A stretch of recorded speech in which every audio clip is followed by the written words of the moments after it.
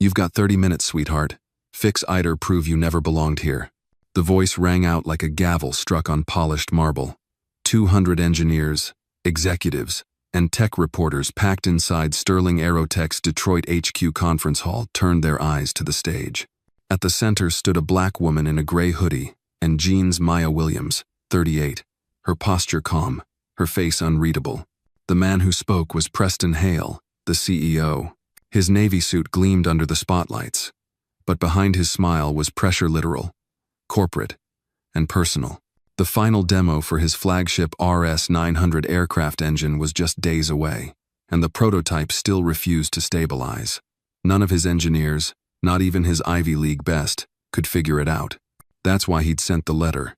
1 week ago, Maya had pulled the heavy cream envelope from her mailbox. Her name was written in careful ink. Inside, a letter from Sterling Aerotech. Formal, polite, almost respectful. "Miss Williams, it has come to our attention that your mechanical instincts may prove useful in resolving a final calibration issue on the RS-900 prototype. Should you succeed, a $10,000 consulting fee will be issued immediately. You are not required to sign any contracts. Your time and skill are all we ask." But Maya had read between the lines. She knew this wasn't a genuine offer. It was bait. She remembered sitting by her apartment window in East Atlanta that evening, the letter in one hand and a chipped NASA Dreams mug in the other. Outside, the neon sign from the soul food diner across the street buzzed faintly. The smell of frying catfish drifted through the air. $10,000.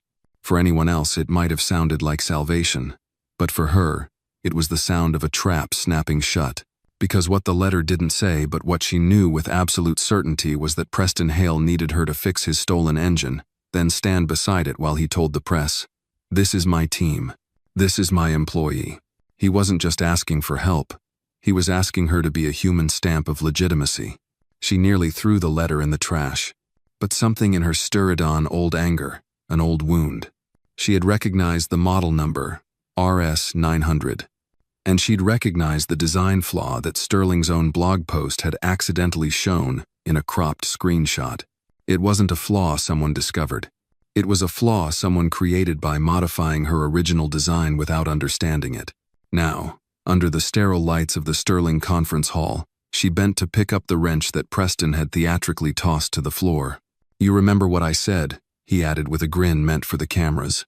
$10,000 if you pull this off. Easy money." The audience chuckled. Maya stood slowly.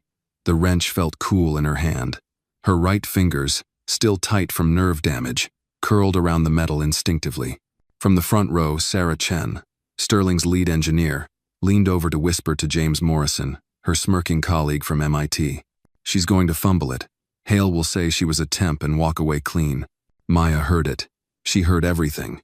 But her eyes were fixed on the engine, the RS-900 prototype, gleaming like a prize thoroughbred on display.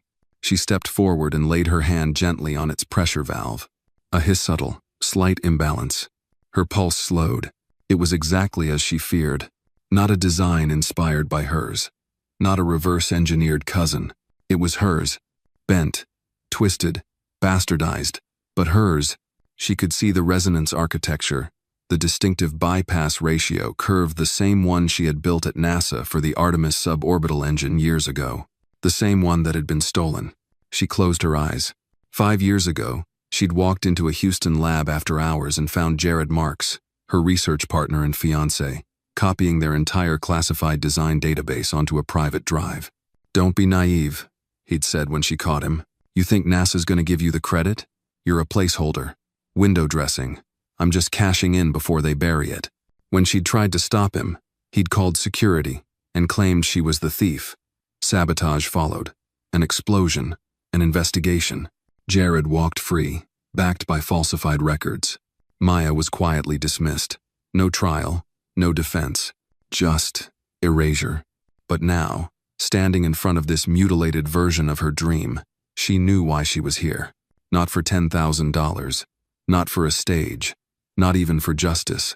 She was here to keep people alive. Because this thing, if flown at high altitude, would explode. Preston Hale strutted beside her now, addressing the audience. "You all know the stakes.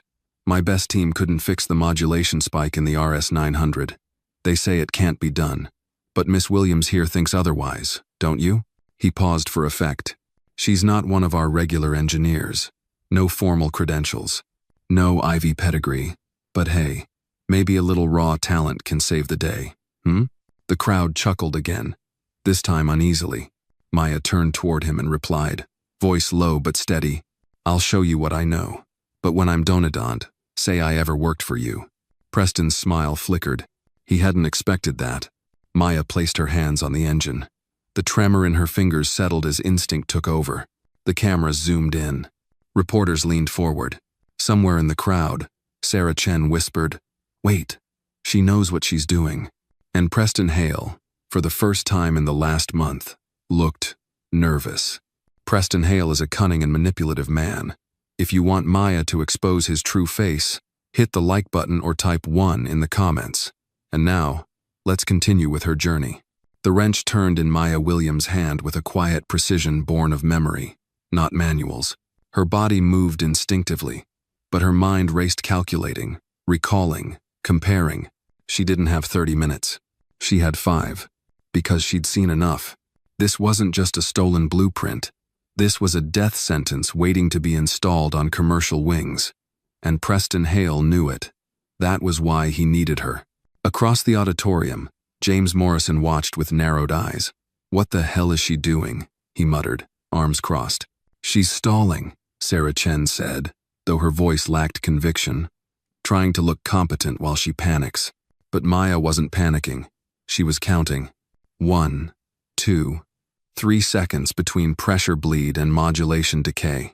That gap didn't exist in her original design. Someone had forced an incompatible intake system into the engine body probably to avoid licensing fees. It threw the compression ratio off just enough to create resonance instability at cruising altitude. At 35,000 feet, with thin air and full thrust, that engine would shake itself apart mid-flight. She'd warned about it once. Nobody listened. She couldn't let it happen again. A faint throb pulsed in her right hand nerve damage from the explosion at NASA's Houston facility. Her fingers twitched. She curled them tighter around the socket wrench and gritted her teeth. She hated that it still hurt. Not just the hand, the humiliation, the betrayal, the silence that followed when she tried to defend herself. Jared's face still haunted her, sometimes so calm, so smug the day he sat across from her during the internal hearing, acting like he didn't know her. Like 5 years of shared research, 5 years of midnight noodles and whispered dreams, had never happened. You were perfect, he'd said once, with a coldness that burned. Brilliant enough to invent it, naive enough to never see me coming. She saw him now.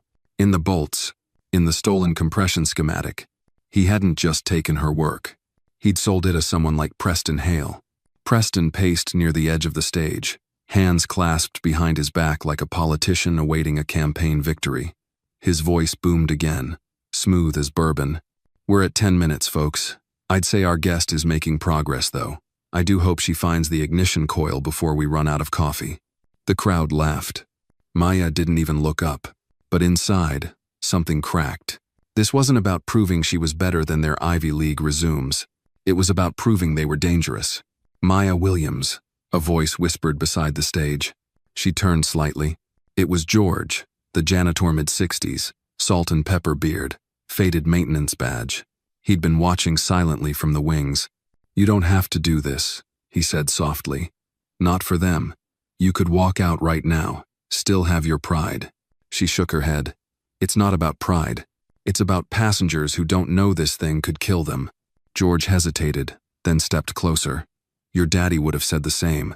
You remember the old Lockheed test trials? She nodded. She was just 10 then, hiding behind her father's knees, watching engines roar under pressure and men argue over margin for error. He taught her that machines told the truth people didn't. 15 minutes left. Maya reached into her hoodie pocket, felt the cool metal edges of her old NASA pin. Her fingers brushed the inscription, Ad astra per aspera, to the stars, through difficulties. It wasn't just a motto. It was a compass. She exhaled slowly, turned to the technician nearest her. Bring me a digital micromodulator and a fluke precision gauge. Now. The young man blinked. 2 need authorization. You just got it, she said, her voice cutting through the haze of doubt like glass. "Unless you want a news story about your company's star engine going supernova at 40,000 feet." The room stilled. People began to whisper. A ripple passed through the crowd. Did she just say 40,000 feet? Explosion? Wait, what's going on? Preston's face turned sharp. "Miss Williams," he said, stepping forward, voice suddenly cold. "This is a public demonstration, not a fear campaign." Maya looked at him, then really looked. Calm, unblinking. "You invited me here to fix your problem. I'm doing it. But if you'd rather I stop, I'll leave now, and the press can ask why you needed a public repair to begin with." His jaw clenched. He said nothing, but he stepped back. Maya opened the regulation panel, fingers moving now with speed. She pulled back the insulation, exposed the intake control. The resonance node her node was still marked with the initials she once embedded in her digital drafts. MW, 2019, NASA. It was proof. They hadn't even tried to erase her, just bent it until it almost broke. The audience had gone silent. Even Sarah Chen was frozen, tablet forgotten in her lap.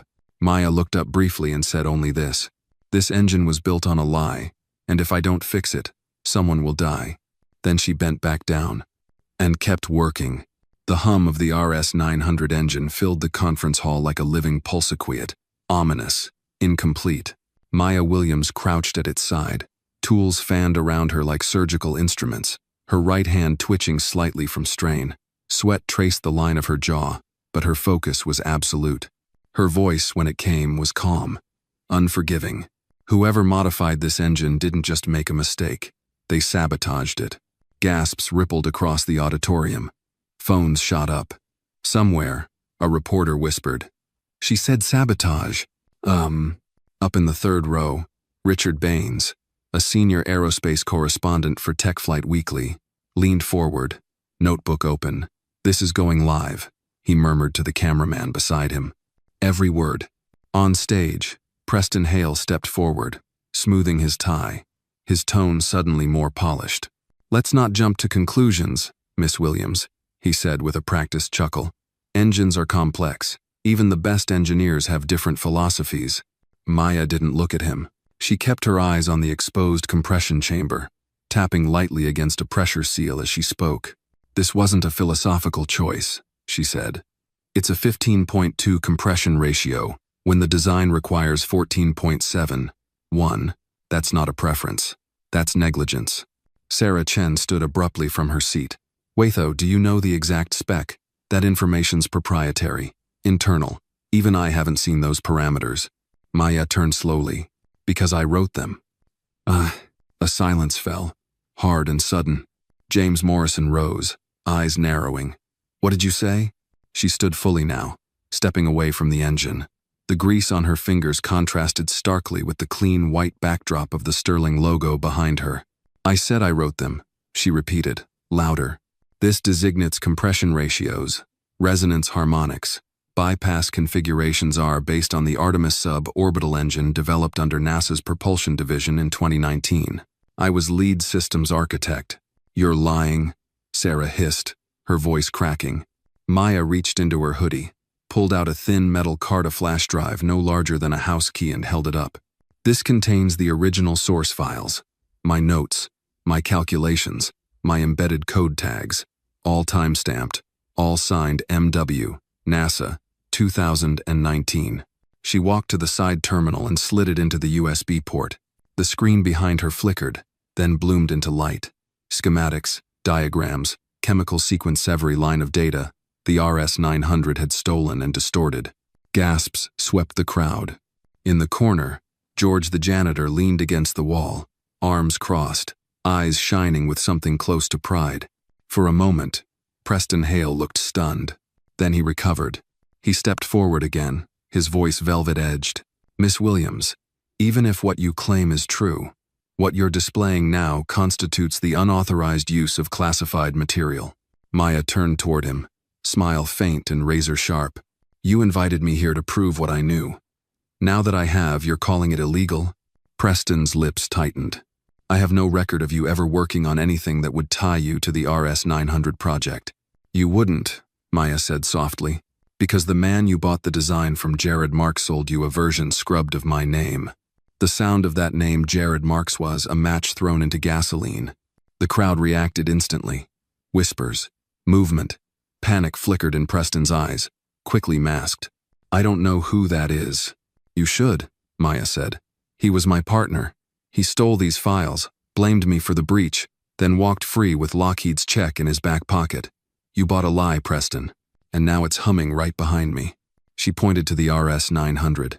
The engine idled, unaware of the war it had just ignited. A young voice rang out from the rear seats. Is it true the RS-900 is unsafe? All eyes turned.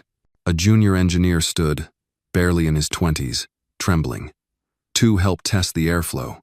We thought something was off, but they told us to trust the math. Maya's gaze softened.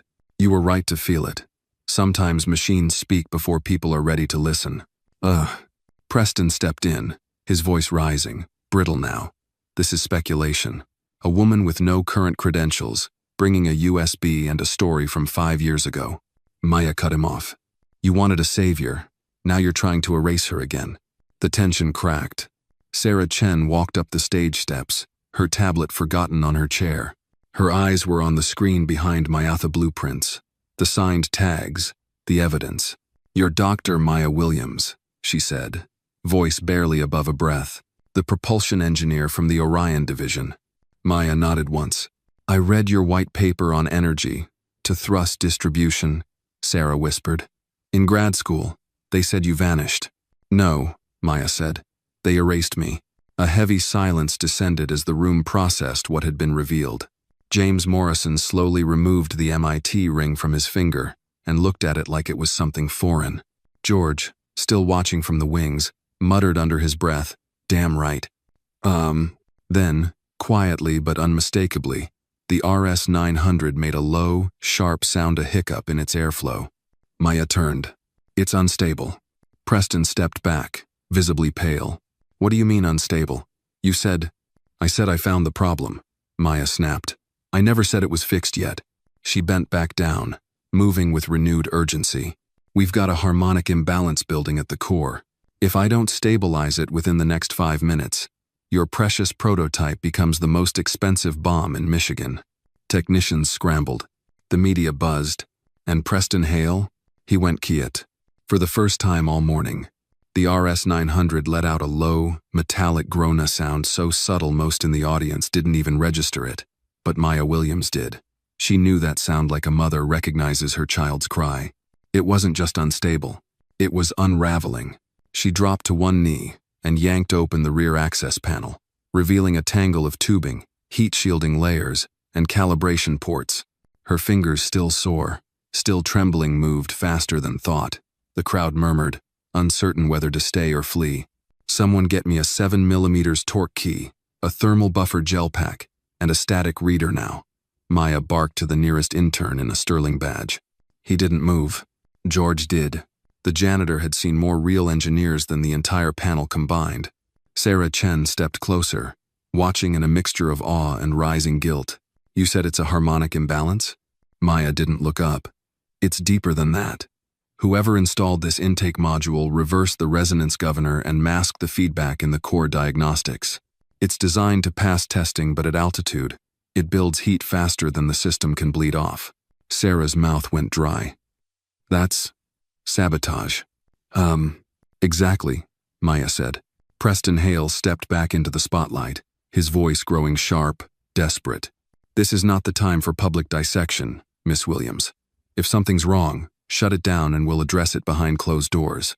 Maya looked up then, and her voice rang with authority. Number, you brought me here for a show. You're going to get one.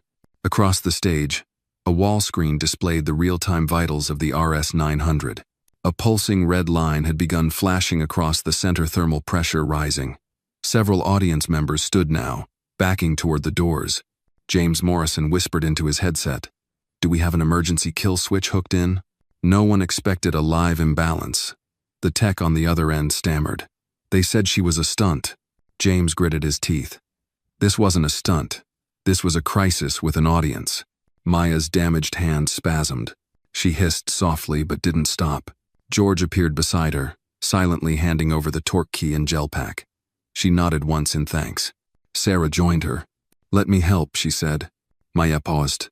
"You sure? I should have helped years ago." Maya gave a grim smile. "Then hold the reader steady. When I say go, we'll reset the primary node." Sarah positioned the tool. The numbers flickered wildly. A vibration started building in the floor beneath them. "You've got about 90 seconds, Sarah said. "Then let's not waste them." Preston turned to the press. "Everyone, please remain calm. The demonstration is temporarily suspended. There's no danger." But the look on his face betrayed him. His eyes darted toward the side exit. Maya caught it.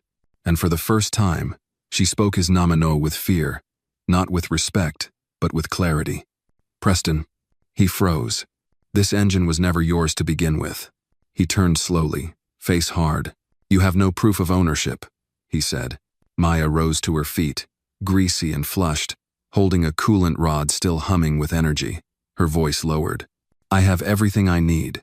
Blueprints, metadata, signatures, even the corrupted backup files your legal team thought they scrubbed. You bought a dirty product from a dirty man. You covered it up and dressed it in chrome." She stepped toward him. "But the bones of it, that's mine." The RS-900 emitted a high-pitched whine. Warning lights blinked crimson. Sarah shouted, "We've got a 10-point surge Maya now." Maya spun around, slammed the thermal gel into the open cavity, and twisted the torque key hard to the left. The vibration in the room stopped like a breath held. The engine let out a long exhale of steam. Then, silence. The room stood still. Then the diagnostic screen flickered green. All systems stable. Applause didn't come right away. It never does when the audience isn't sure whether they witnessed a miracle or a miracle narrowly avoided. Then someone clapped. Just once. Then another. And slowly, like a wave passing through reluctant minds, the applause swelled not for the company, not for the engine, but for the woman who had saved the room from witnessing disaster live on camera. Maya stepped back, wiping her hands. Sarah turned to her, voice low. "If I hadn't seen it with my own eyes, I wouldn't have believed it." That's the problem," Maya replied. "You weren't meant to believe me. You were meant to believe them." She looked past the cheering, past the flashing phones and blinking lights, and locked eyes with Preston Hale. His expression had gone cold, cornered, and in that instant, she saw it not guilt, not regret, but calculation. He was already crafting a new lie. A voice crackled through the speaker system. James Morrison from the booth. "Security just informed me a private vehicle is waiting at the loading dock. CEO Hale was scheduled for an early departure." People turned. Preston shifted uncomfortably. "That's personal business." Maya stepped forward, addressing the room. "This isn't just corporate theft. It's criminal negligence. And if I walk out of here quietly, someone else will pay the price when this engine fails mid-air over Chicago or Dallas." The audience went quiet again. Journalists began scribbling faster. Cameras zoomed in. And then came the real shift, the point of no return. Maya reached into her bag and pulled out a small drive. She plugged it into the main display. Blueprints loaded. NASA documentation. Performance specs. All identical to what ran inside the RS-900. At the bottom corner, MW, NASA, 2019. Property of United States government. Sarah gasped. Preston turned pale. And someone in the press pool said aloud what everyone was thinking. "She's the original designer." Preston Hale's jaw clenched as the giant screen behind Maya Williams lit up with line after line of her original NASA documentation. MW, NASA, 2019. Embedded in every schematic, every subroutine, every pressure curve. It was undeniable. The RS-900 wasn't just inspired by Maya's work. It was her work modified, misused, and sold without her name. And now, under the bright white lights of Sterling Aerotech's conference hall, with cameras rolling and hundreds of witnesses watching, the truth had a heartbeat. And it was loud. "Is this real?" someone in the back asked. "Did she just say NASA?" "She didn't just say it," a voice replied. "She proved it." Maya didn't gloat. She didn't smirk. She stood still, hands at her sides, her breathing steady. Her right hand ached, but she didn't show it. Her nerves, her bonus, she'd trained them to endure worse than this. But what she couldn't hide was the scar. That raised line of ruined flesh running from the base of her palm to halfway up her forearm. A reminder of the night her world collapsed. A young reporter stepped forward. "Dr. Williams, do you confirm that you are the original systems engineer behind the Orion-class engine designs?" Maya didn't flinch. "Yes." And that these designs were stolen and sold without your consent?" "Yes." A beat. "Why come forward now?" That one gave her pause. She looked out at the sea of faces, some in awe, some ashamed, some still too proud to admit what they'd witnessed. Then she spoke. "Because this thing was going to fly. And people were going to die. And I wasn't going to sit in silence and watch my life's work become a tombstone." Preston tried to regain control. He stepped forward, voice measured, an executive trying to walk through a fire in polished shoes. "Let's all remember, Dr. Williams was dismissed from NASA under accusations of classified data breaches and misconduct. Her presence here today is unverified. These documents are likely stolen." "I didn't steal them," Maya cut in. Her voice was low, even but it echoed through the room like a bell. "I created them, and then I was betrayed." Her eyes locked with his. "By people exactly like you." Gasps again. Sarah Chen turned sharply toward Preston. "You knew?" He didn't answer. James Morrison, watching from the control booth above, turned off his mic. Then he removed his headset and quietly walked out of frame. Preston tried again. "We're getting ahead of ourselves, even if her claims are true." "They are," Maya said flatly. Preston held up a hand. "Even if," he pushed, "this doesn't change the fact that she willingly performed a repair under Sterling's banner. That makes her legally a contractor of record." Maya narrowed her eyes. "There it is," she said softly. "The real reason you brought me here." She turned to the audience, a note just to those present in the room, but to the invisible millions who were now watching this live stream spread across the internet like wildfire. "Let me be very clear. I was never employed by Sterling. I never signed a contract. I never agreed to represent them." She turned toward Preston again. "You dangled $10,000 in front of me to fix what your team couldn't, not because you respected my skills, but because you needed someone to clean your mess while giving you legal cover." "Miss Williams," Preston said, his voice suddenly sharper, "you are trespassing on private property and engaging in unauthorized disclosure of proprietary materials." Maya raised an eyebrow. "Then call the cops." A beat of silence. Preston's lips parted, then closed. He wouldn't. He couldn't. Because calling the police meant inviting an investigation. And an investigation meant forensic teams, discovery, subpoenas, and questions about exactly how the RS-900's core architecture came to resemble a restricted federal patent. The trap he thought he laid for her had just snapped on him. George, standing near the side of the stage, let out a low whistle. Man just watched the floor vanish under him. Sarah Chen took a step forward now, turning toward the audience. "I want to say something," she said. "I was one of the engineers who mocked Dr. Williams earlier. I judged her by her clothes, her lack of a badge, her silence." She looked down, then met Maya's gaze. "I'm sorry." Maya didn't respond right away, but her expression softened, slightly. "Sorry doesn't change what happened," Maya said, "but it can change what happens next." Suddenly, a different voice spoke. From the crowd, an older man, late 60s, with a cane and a military pin on his collar. "My grandson's on the flight crew set to test that engine next month," he said. "If she hadn't spoken up, would you have told them the risk?" Preston said nothing. The man shook his head. "I buried one son in uniform. I won't bury another because some CEO couldn't admit he bought stolen goods." The tension in the room reached a tipping point. Preston knew it. And Maya felt it. This wasn't just about science anymore. This was about consequences. And this was the moment things would never go back to the way they were. Maya reached into her satchel once more and pulled out a final envelope, this one stamped and notarized. She handed it to the moderator. "Cease and desist," she said. "Filed this morning with the U.S. Patent Office and the Department of Defense." Preston's face turned white. "This design is under federal protection. Any further use without my written consent is prosecutable as intellectual theft and national security violation." A hush dropped over the room like a curtain. The weight of what had just been done settled over every head in the building. And Maya? She stood calm in the center of it all.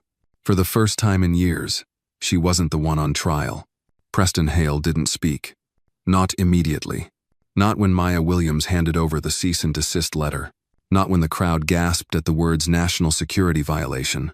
Not even when 2 reporters rushed the stage to get a closer shot of her documents. He just stood there frozen, like a statue sculpted out of entitlement and fear. The moderator read the letter, eyes widening with every line. "This was filed with the patent office this morning. It's legitimate," he murmured. Maya didn't flinch. Her voice was quiet, but carried the weight of everything she'd held back for 5 years. Sterling Aerospace knowingly deployed a design derived from classified federal research without proper authorization. Whether you knew the origin or chose not to ask, that's on you, Mr. Hale. She paused, but now everyone knows.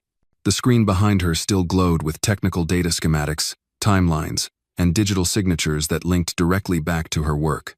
One line blinked, highlighted by the embedded watermark.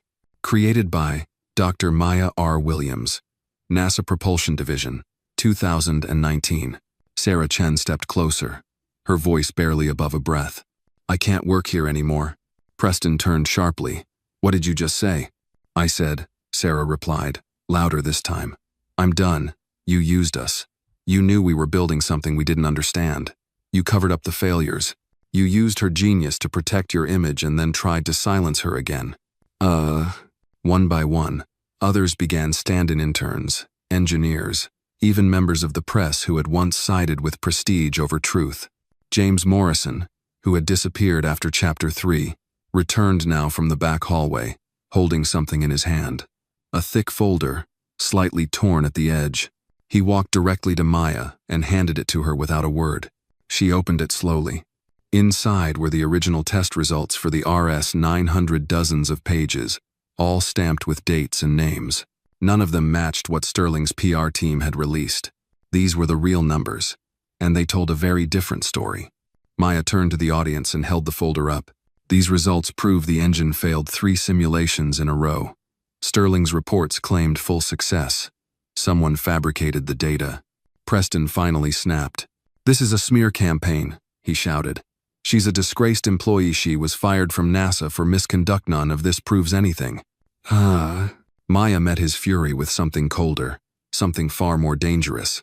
Silence. Then she spoke. Slowly, sharply. "I wasn't fired. I was framed." And with those words, she pulled back the sleeve of her right arm and revealed the scar. The one that had cost her the use of her dominant hand for a year. The one that surgery couldn't erase. She didn't say a word. She didn't need to. The crowd fell into a stunned hush. There was no more pretending, no more dancing around implication. Preston Hale was not just a thief. He was the kind of man who thought stealing from a black woman would be easier if she didn't survive the fallout. A female voice from the audience broke the silence. "My niece applied to intern here last month. They told her Sterling only takes top-tier candidates from the right schools. She has 2 degrees. I guess the right resume didn't match the right skin color." Heads turned. A man in a gray blazer stood. "What about the employees you let go this quarter? Said it was budget cuts. Now I know it was hush money." The room had shifted. From curiosity, to sympathy, to righteous anger. And Preston was out of places to hide. Maya walked to the center of the stage, her voice steady as stone. "I'm not here to destroy your company, but I won't let my name, or my work, be used to endanger lives. The truth deserves a voice, even if it comes from someone you tried to bury." She turned toward the cameras. "I don't need your validation. I never did." Then she looked down at the engine here, engine gleaming under the lights. It was quiet now, stable, alive. But it was no longer a symbol of what they stole. It was a symbol of what she reclaimed. Suddenly, a sharp sound rang out, a phone alert followed by another, then another. People looked down. Notifications, headlines, tweets. Breaking. Whistleblower exposes Sterling Aerotech's patent theft, unsafe engines. DOJ to launch formal inquiry. Live. Woman accused of NASA theft in 2019 vindicated with proof of original designs. Maya Williams becomes top trending name across U.S. social media. Preston backed away from the stage. His hands trembled. For the first time, he looked old. He looked defeated. And as the security team approached not to remove Maya, but to escort him he whispered something under his breath. "I can fix this." Maya shook her head. "Not this time." Ugh. Someone in the audience clapped. It wasn't for spectacle. It wasn't polite. It was slow, deliberate. Then another joined, and another, until the hall thundered not for Sterling, not for the RS 900, but for truth, for integrity, for a woman who stood when no one else did. Maya Williams sat alone in the dim break room adjacent to the now emptied conference hall. The fluorescent lights flickered. The hum of the vending machine was the only sound. She stared into a half-empty paper cup of black coffee, her scarred fingers gently wrapped around it. On the table before her lay a badge. Temporary visitor. Maya Williams. Engineering consultant. The irony stung. She never worked for them. But somehow, for 30 minutes, she'd carried their future on her back. Outside the glass door, chaos simmered. Journalists circled like hawks around a bleeding empire. The Sterling board had been alerted. Lawyers were on their way. The Department of Justice had already issued a public statement. An investigation was imminent. And Preston Hale? He was nowhere to be found. Security escorted him out through the back-loading dock minutes after Chapter 6 ended silent, trembling. No longer the peacock in a $1,000 suit. Sarah Chen entered the break room quietly. She didn't speak right away. She sat across from Maya and set down a bottle of water, her hands still shaking from adrenaline. "He's gone," Sarah said. "They said he left the building entirely. Like, fled." Maya didn't look up. "That's what cowards do." A beat. Sarah sighed, pressing her palms against her face. "I can't believe I was a part of it." Maya finally met her eyes. "You weren't," she said softly. "Not really, but now you get to decide what part you play from here." Sarah looked down, ashamed. "I should have asked more questions. I should have seen it sooner." "You saw it when it mattered," Maya replied. "That's more than most." The door creaked again. This time, it was James Morrison. He stood awkwardly, holding a folder and a tablet. "They're asking for you," he said to Maya. "The board, Sterling's legal team, media, hell, even someone from the FAA is outside." Maya didn't move. "Tell them I'm not available." "Maya, Dr. Williams, they're offering full restitution. Licensing deals, public apology, seat on the board, you name it." Maya's fingers tapped her coffee cup twice. Then she stood. "Tell them I'm not for sale." James blinked. "But you could make millions." "I didn't come here for millions." She stepped closer, her voice a blade cloaked in velvet. "I came here because I watched my name get erased, my work stolen, and my integrity burned for someone else's ego. I came because if I didn't, someone else was going to die in a plane crash built on lies." She paused. "I didn't do this for power. I did this to take back the truth." Outside the break room, the mood was shifting. Employees were gathered in the atrium, not because of orders but because they wanted to stay. A young intern, no older than 23, stood holding a printout of one of Maya's old white papers, her name on the title page. "Efficient resonance mapping for high-altitude engines. Maya R. Williams, Ph.D. "I read this in school," the intern said aloud. "They didn't tell us she wrote it." George, the janitor, chuckled from his post near the hallway. "World's full of folks who get erased because they're too smart, too poor, or too black to be allowed in the spotlight." The room nodded silently. In the press area, the media had switched focus. The story was no longer "Sterling's prototype fails live." It had become "Black woman engineer vindicated after years of silence. NASA whistleblower saves public from disaster." She built it. They tried to bury it. She came back anyway. Back in the break room, Maya packed her satchel. Sarah looked at her like someone watching a ship leave shore.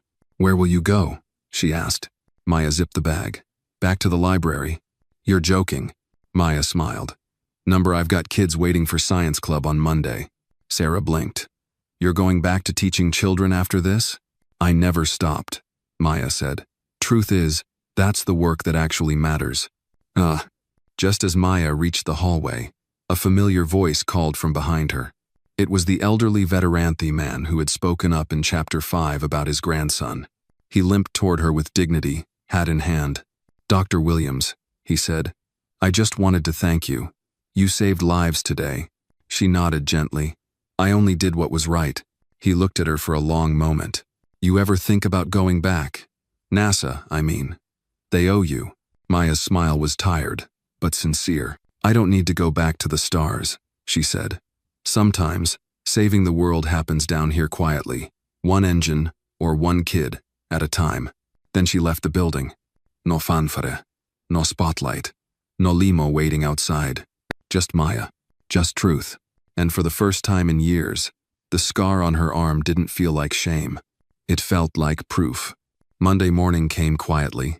The Washington Carver Public Library in East Atlanta opened at 8 a.m., just as it always did. The old neon open sign flickered to life. The front steps, still damp with dew, were soon dotted with tiny sneakers and oversized backpacks.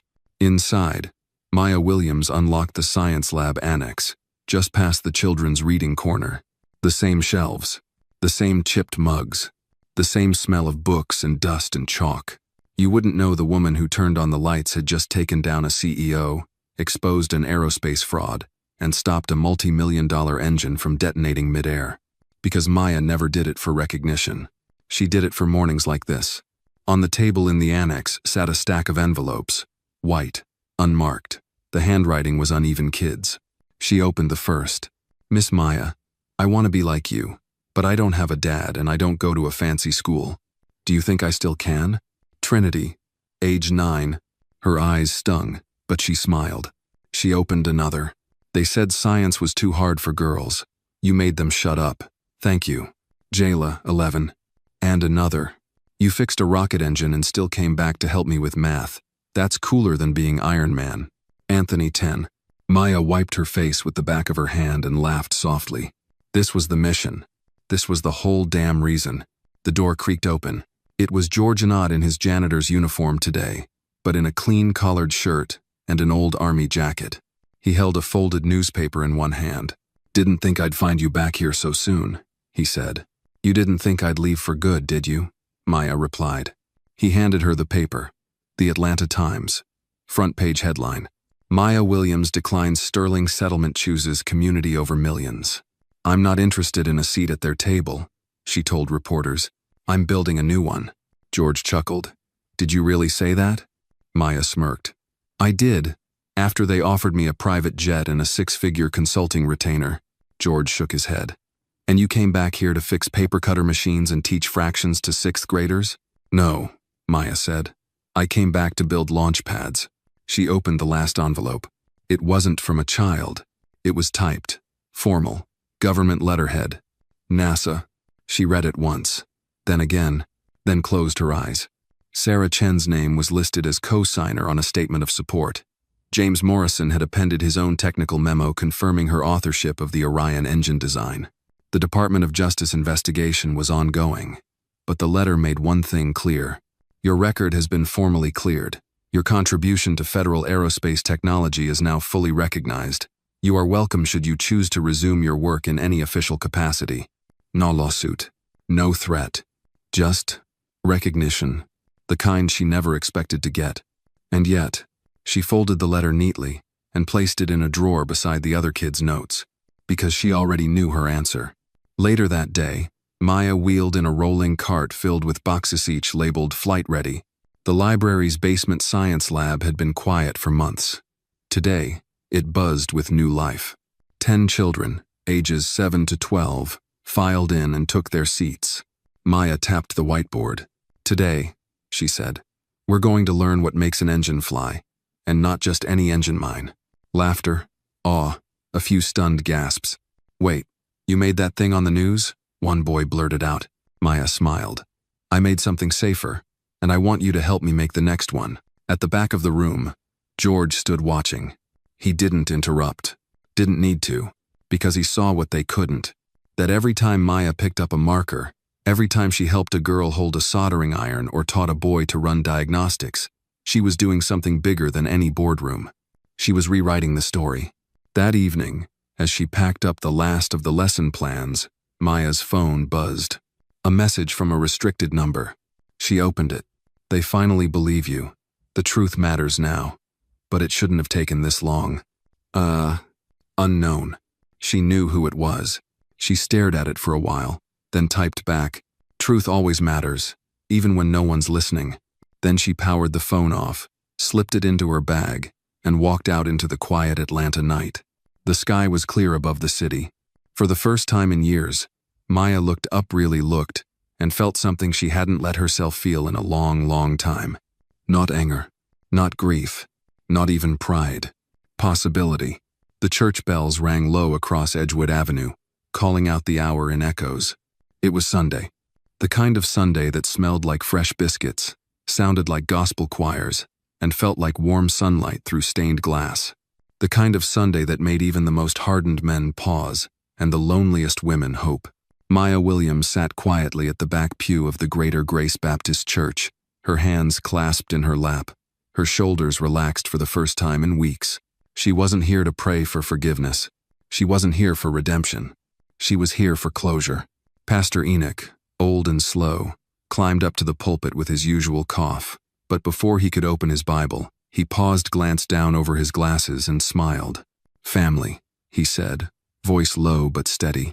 "Before we begin today, I want to recognize someone sitting in the very back. She won't like me doing this, so y'all don't turn around and make her uncomfortable." Laughter rose like wind through trees. "But she's the reason my niece in Baltimore now thinks she can work for NASA, and why half the girls in this congregation won't take no for an answer." More murmurs, nods, a few claps. She stood up when others sat down. She made something beautiful out of the mess they handed her. And most of all, she did it without selling her soul. He turned fully toward her now. "Miss Maya Williams, you are seen, you are loved, and this city is proud of you." Maya's throat clenched, her eyes shimmered, and in that moment, no award, no feature article, no federal clearance letter, meant more than that old man saying those words. In that room, before those people. People who once looked at her with suspicion. People who now looked at her with pride. Outside the church, George waited beside an old truck with peeling paint and a new engine. He grinned as she approached. "Was wondering if you were going to cry in there." "I didn't," Maya said, lying poorly. He offered her a coffee from the corner, stand black, 2 sugars. She sipped and sighed. "Feels weird," she said. "Being done." George shook his head. "You think this is done?" She raised an eyebrow. They turned the corner, and there it was, the community center. Only now it had a new sign. The Williams Institute for Youth Engineering and Aerospace. Below it, a line of kids waited with clipboards, notebooks, even one with a drone kit tucked under his arm. The same kids Maya had once sat beside in silent lunchrooms. The same kids the system overlooked. And now they had a place. As they crossed the street, a sleek black SUV pulled up beside them. The window rolled down. Preston Hale sat inside, looking far more tired than usual. His suit was perfectly tailored, but something in his face had cracked like the varnish on old wood. "Maya," he said curtly. She didn't stop walking. He raised his voice. "I didn't lose everything, you know. The board still wants me." Maya turned, just slightly. "And yet," she said, "you came to talk to the girl you called a pawn." Preston's jaw twitched. "I underestimated you." She smiled faintly. "You did worse than that. You used me. And I let you because I thought maybe, just maybe, it would fix something broken." A beat passed. Cars moved behind them. "But it didn't fix you," she said softly. "And it never could." Then she turned back toward the center, and Preston Hale drove away, his empire smaller, his name no longer whispered with awe but with warning. Inside the Williams Institute, Maya passed under the new logo, drawn by one of her students. It wasn't flashy, just a circle, with wings. And inside the wings, a little black girl with her fists raised, standing atop a rocket. It wasn't her. It was all of them. That night, Maya sat by her window, watching the stars blink to life. She held a letter in her hand, one she hadn't opened yet. The return address read, Langley Research Center. Inside was a simple offer, a full scholarship, a research grant, a place on the next propulsion prototype team, and a seat at the table she once walked away from. She smiled, then folded it, and placed it next to her grandmother's Bible. Outside, a girl named Trinity knocked softly on the front door. Maya opened it, surprised. "Miss Maya," the girl whispered. "I know it's Sunday and all, but I think I just figured out how to fix the model drone's pitch controls. Maya knelt, eye level with her. Did you now? Trinity nodded furiously. Maya stood up, grabbed her keys, and smiled. Well, let's go fly it then. And as the two disappeared into the night, trailing behind them laughter and wide eyes and whirring propellers, the wind whispered something only the sky could understand. She belonged, at last.